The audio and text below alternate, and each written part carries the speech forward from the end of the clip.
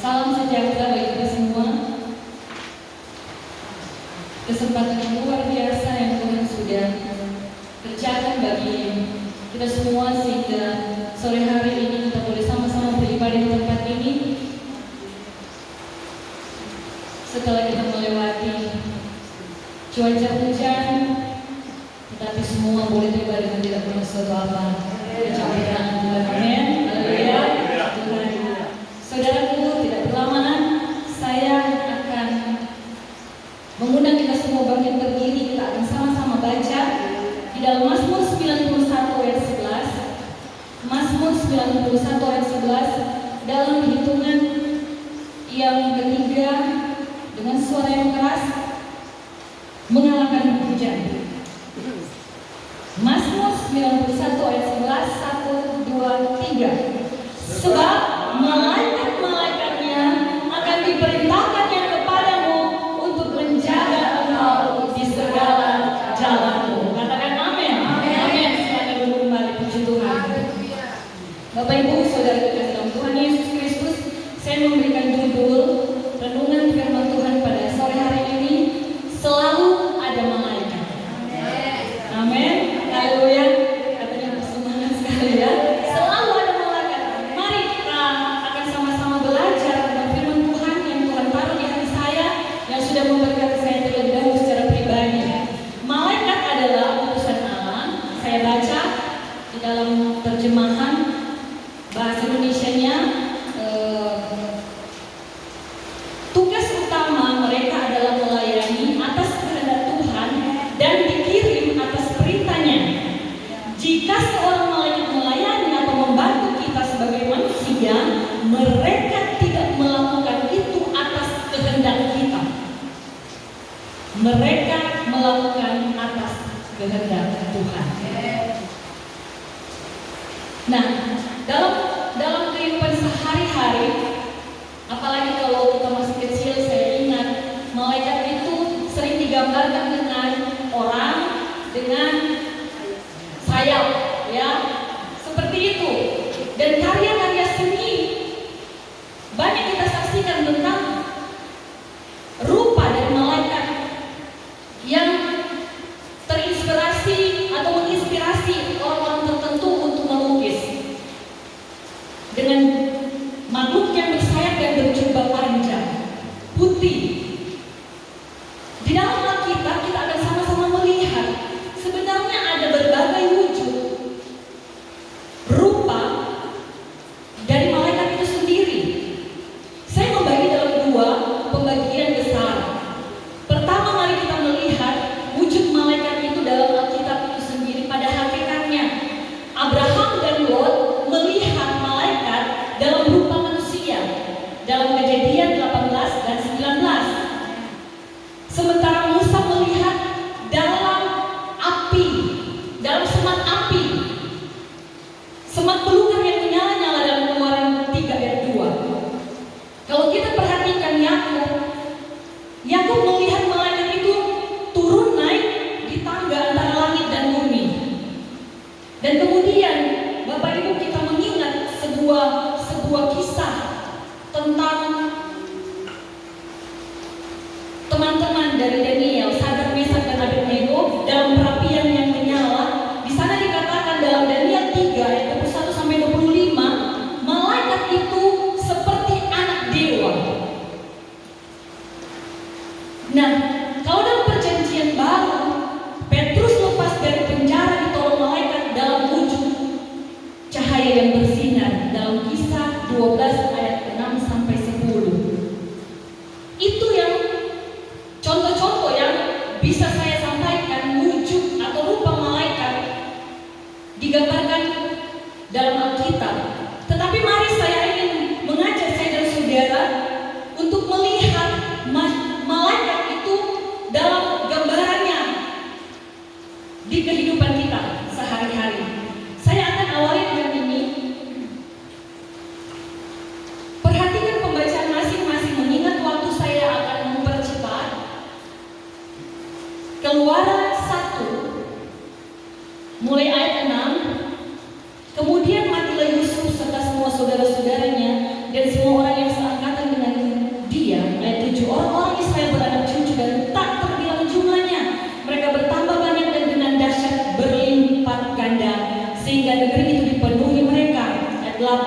kemudian bangkitlah seorang raja baru memerintah tanah Mesir yang tidak mengenal Yusuf. Berkatalah raja itu kepada rakyatnya, bangsa Israel itu sangat banyak dan lebih besar jumlah daripada kita. Marilah kita bertindak dengan bijaksana terhadap mereka, supaya mereka jangan bertambah banyak lagi. Dan jika terjadi peperangan, jangan bersekutu nanti dengan musuh kita dan memerangi kita, lalu pergi dari negeri ini. Lompat ayat 12. Tetapi makin ditindas, makin bertambah banyak dan berkembang mereka. Israel semakin berkembang sehingga orang merasa takut kepada orang Israel itu. Perhatikan ayat 15. Raja Mesir juga memerintahkan kepada bidan-bidan yang menolong perempuan Ibrani, seorang bernama Sifra dan yang lain bernama Puah, katanya, jawab bidan-bidan itu kepada Firaun. Sebab ayat 19, maaf, kita lompat. Sebab perempuan Ibrani tidak sama dengan perempuan Mesir, melainkan mereka kuat.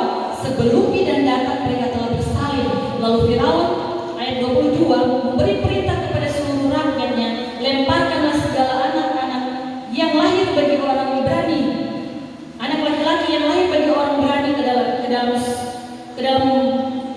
bagi orang Ibrani ke dalam sungai Nil, tetapi segala anak perempuan biarkanlah hidup. Saya terbiasa membaca kisah di dalam Alkitab atau peristiwa di dalam Alkitab ayat per ayat atau melompat, karena kadang-kala jemaat itu belum terbiasa untuk membaca Alkitab, ya. Nah, ini adalah latar belakang sehingga kemudian Keluaran 2, Musa lahir dan diselamatkan. Karena mereka bertambah banyak, Israel bertambah banyak di Mesir. Maka Firaun ini ingin memusnahkan mereka. Saya ingin kita memperhatikan Keluaran 2 ayat 1 hingga ayatnya yang terakhir. Seorang laki-laki dari keluarga Lewi kawin dengan seorang perempuan Lewi, lalu mengandunglah ia dan melahirkan seorang anak laki-laki. Ketika dilihatnya bahwa anak itu cantik, disembunyikanlah 3 bulan lamanya. Tetapi ia tidak dapat menyembunyikannya lebih lagi, sebab itu diambilnya sebuah peti pandan, dipakalnya dengan gala-gala dan ter, diletakkannya bayi itu di dalamnya, dan ditaruhnya peti itu di tengah-tengah keberawat di tepi sungai Nil. Kita sudah tahu kisah ini sejak sekolah minggu. Ayat 4, katanya perempuan berdiri di tempat yang amat jauh untuk melihat apakah yang akan terjadi dengan dia. Maka datanglah putri Firaun untuk mandi di sungai Nil, sedang dayang-dayangnya berjalan-jalan di tepi sungai Nil. Lalu terlihatlah olehnya peti yang di tengah-tengah teparau itu. Maka disuruhnya hambanya perempuan untuk mengambilnya. Ketika dibukanya, dilihatnya bayi itu, dan tampaklah anak itu menangis, sehingga belas kasihanlah ia kepadanya dan berkata, tentulah ini bayi orang Ibrani. Lalu bertanyalah kakak anak itu kepada putri Firaun, akan kupanggilkah bagi tuan putri seorang inang penyusu dari perempuan Ibrani untuk menyusukan bayi itu bagi tuan putri? Sahut putri Firaun kepadanya, baiklah. Lalu pergilah gadis itu memanggil ibu bayi itu. Ayat 9, maka berkatalah putri Firaun kepada ibu itu, bawalah bayi ini dan susukanlah dia bagiku, maka aku akan memberi upah kepadamu. Kemudian perempuan itu mengambil bayi itu dan menyusunya. Ayat yang terakhir, ketika anak itu telah besar, dibawalah kepada putri Firaun yang mengangkatnya menjadi anaknya dan menamainya Musa, sebab katanya, karena aku telah menariknya dari air. Yang menarik perhatian saya ketika kemudian saya membaca ayat-ayat firman Tuhan ini, kembali bernostalgia dengan cerita pada sekolah minggu dahulu waktu masih saya kecil. Ada seorang tokoh yang sebenarnya menjadi tokoh utama dalam cerita ini. Di sana Musa lahir dari keluarga Lewi, ibunya Yokobed dan ayahnya Amram. Mereka merawat Musa hingga berumur 3 bulan.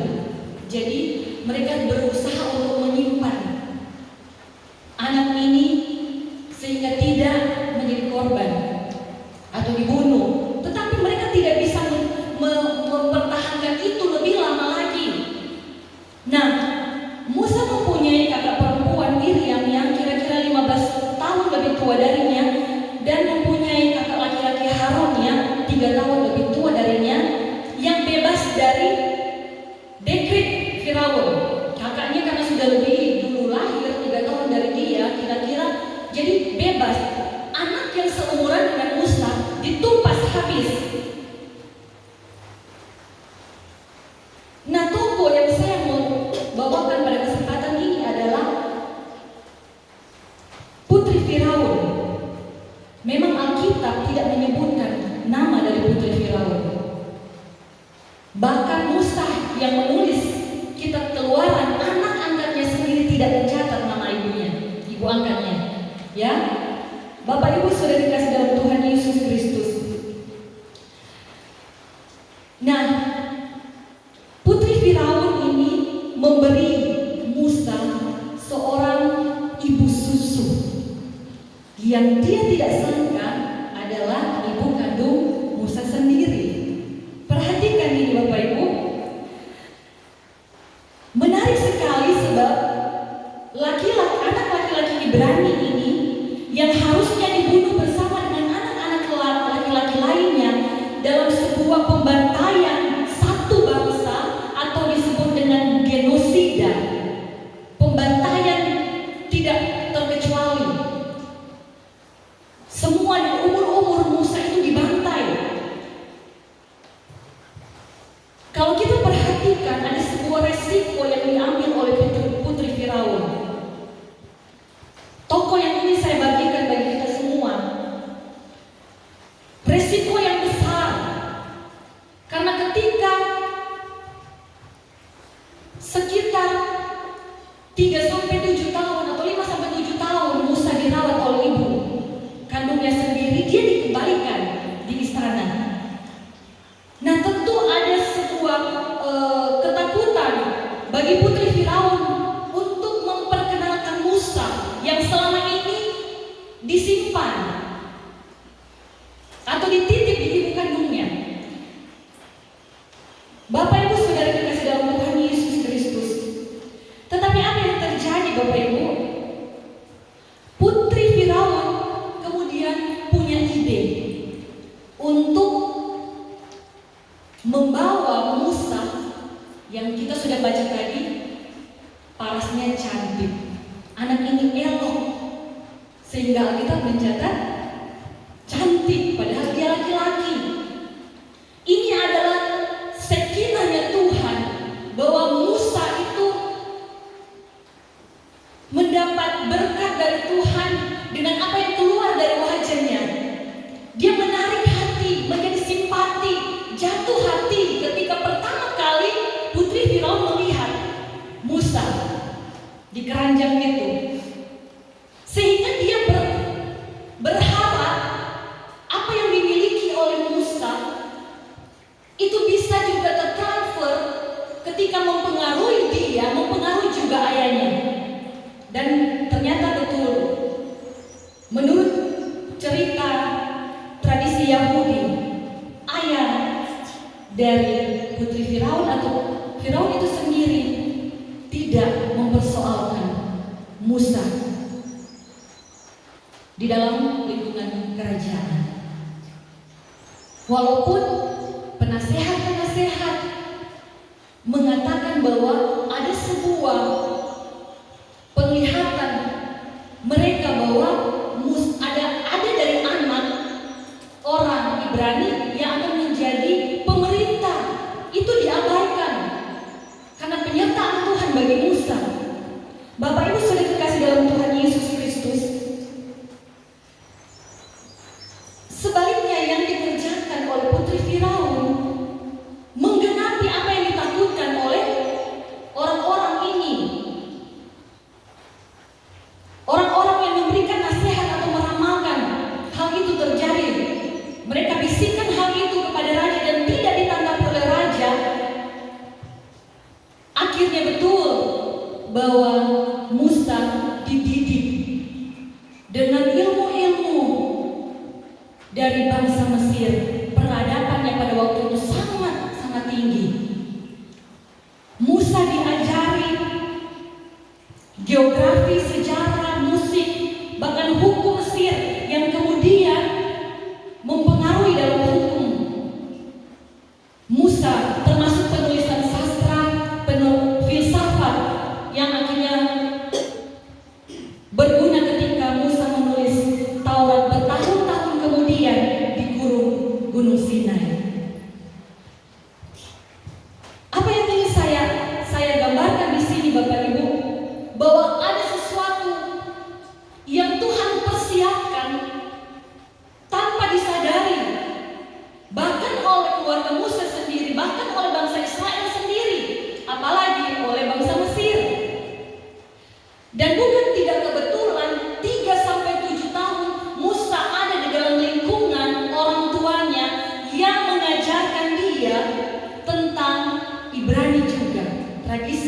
Ibrani, kepercayaan Ibrani.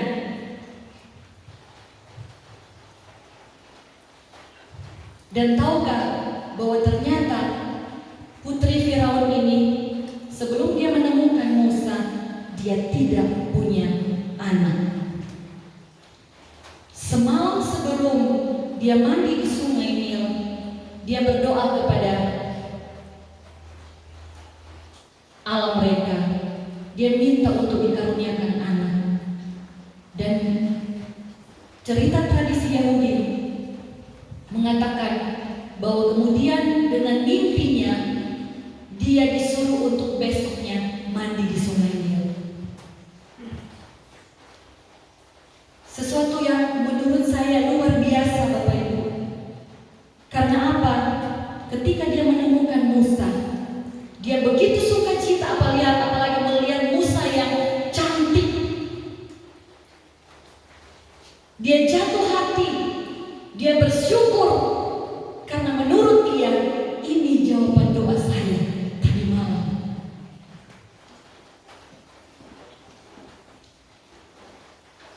Itu sepertinya kebetulan, tetapi bukan kebetulan. Amin. Haleluya. Tidak ada yang kebetulan bagi orang percaya. Ini adalah bagian lain dalam rencana besar Tuhan sudah rencanakan. Tuhan menghadirkan seorang tokoh yang tidak terduga untuk menggenapi rencananya bagi bangsa Israel. Sehingga saya ingin menyatakan bahwa putri Firaun adalah malaikat bagi Musa, bagi Israel. Amin. Haleluya. Puji Tuhan. Haleluya. Karena apa? Karena malaikat itu mempersiapkan Musa sedemikian rupa atas kehendak Tuhan. Kalau kita kemudian melihat, Bapak Ibu, seperti halnya Daud dan Yonatan, berapa kali Yonatan menyelamatkan Daud? Karena di dalam 1 Samuel 19 ayat 1 di sana dikatakan, tetapi Yonatan anak Saul sangat suka kepada Daud. Jadi ada daya tarik tersendiri sehingga orang kok jatuh hati. Putri Firaun jatuh hati, bahkan Firaun jatuh hati kepada Musa. Dan demikian juga kalau kita perhatikan Elia di tepi sungai Kerit, di sana ada burung gagak yang Tuhan utus bagaikan malaikat bagi Elia. Dan Bapak Ibu Saudaraku, malaikat itu ternyata dalam kehidupan saya dan saudara tidak harus ketika dia menampakkan diri dengan sayapnya, dengan potongan yang kelihatannya terang benderang. Dia datang juga yang sebelumnya kita anggap sebagai musuh, dia datang menjadi malaikat bagi kita. Bahkan burung gagak, sesuatu yang tidak masuk akal. Perhatikan Bapak Ibu, Tuhan bisa memakai apa saja, Tuhan bisa memakai siapa saja untuk menjadi malaikat bagi saya dan saudara. Amin. Agar rencana Tuhan dan kehendak Tuhan tergenapi dalam kehidupan kita. Efesus 3 ayat 20, bagi dialah yang dapat melakukan jauh lebih banyak dari yang kita pikirkan. Jauh lebih banyak dari apa yang kita doakan atau kita pikirkan, seperti yang ternyata dari kuasa yang bekerja di dalam kita. Itu yang kita harus sadari dalam hidup kita. Amin. Sekian. Haleluya, puji Tuhan. Dalam bentuk apapun dan siapapun itu bisa menjadi jawaban doa bagi saya dan saudara. Haleluya. Puji Tuhan. Haleluya. Kembali kepada putri Firaun yang tidak pernah menyangka dia mempersiapkan Musa untuk rencana Tuhan yang luar biasa bagi orang Israel. Saya percaya Bapak Ibu, dalam kehidupan saya dan saudara ada malaikat-malaikat Tuhan yang Tuhan utus atas kehendaknya menjadi malaikat dalam hidupmu, menjadi jawaban doamu. Apa yang menjadi jawaban doa? Apa yang menjadi doa kita semua? Tuhan mempersiapkan jawaban doa dari sesuatu yang kita tidak pernah pikirkan, yang tidak pernah timbul dalam hati kita, termasuk dengan musuh. Kadang-kadang kalau musuh juga memberkati saya dan saudara. Jadi musuh juga malaikat kita, ya. Puji Tuhan. Walaupun musuh itu tidak suka dengan kita, satu saat Tuhan akan gerahkan dia memberkati saya dan saudara. Puji Tuhan. Haleluya. Ingatlah, selalu ada malaikat. Saya tutup dengan ini. Ibrani 1 ayat 14. Ibrani 1 ayat 14, izinkan saya membaca dalam terjemahan bahasa Indonesia masa kini. Kalau begitu, Ibrani 1 ayat 14, perhatikan pembacaan masing-masing. Malaikat-malaikat itu apa sebenarnya? Mereka adalah roh-roh yang melayani Allah dan yang disuruh Allah untuk menolong orang-orang yang akan menerima keselamatan. Haleluya. Kalau kita tetap dalam rencana Allah, kita berjalan di dalam rencana Tuhan, kita menjadi orang-orang yang mau menggenapi rencana Tuhan dalam kehidupan kita. Selalu ada malaikat. Amin. Haleluya. Saya percaya kesaksian juga di tempat ini. Terlalu banyak malaikat yang Tuhan utus di tempat ini bagi keluarga hamba Tuhan dan jemaat. Haleluya. Kalau mereka boleh tetap bertahan sampai saat ini dalam pelayanan mereka, itu semua karena Tuhan mengutus malaikat-malaikat bagi mereka. Puji Tuhan. Selalu ada malaikat. Jika malaikat melayani atau membantu kita sebagai manusia, mereka tidak melakukan di atas kehendak kita. Mereka melakukan atas kehendak Tuhan. Untuk itu kita berserah saja kepada Tuhan. Kita berdoa sambil berserah kepada Tuhan. Kehendak Tuhan yang jadi. Karena itu yang paling terbaik dalam kehidupan saya dan saudara. Mazmur 91 ayat 11 tadi katakan, sebab malaikat-malaikatnya akan diperintahkannya kepadamu untuk menjaga engkau di segala jalan, di pelayananmu, di rumah tanggamu, di dalam pekerjaan dan tugas-tugasmu yang lain, di segala jalanmu. Malaikat Tuhan perintahkan untuk menjadi jawaban doa bagimu. Dan kabar baiknya Bapak Ibu, mungkin bukan hal yang berlebihan. Saya mau katakan bagi sidang jemaat dan gembala di sini, Tuhan utus kami jadi malaikat di sini. Haleluya, puji Tuhan. Haleluya, puji Tuhan. Karena ketika kita membawa sukacita, kita mengangkat suasana surga ada di tempat ini. Jawaban doa bagi gembala dan jemaat. Haleluya, puji Tuhan. Selalu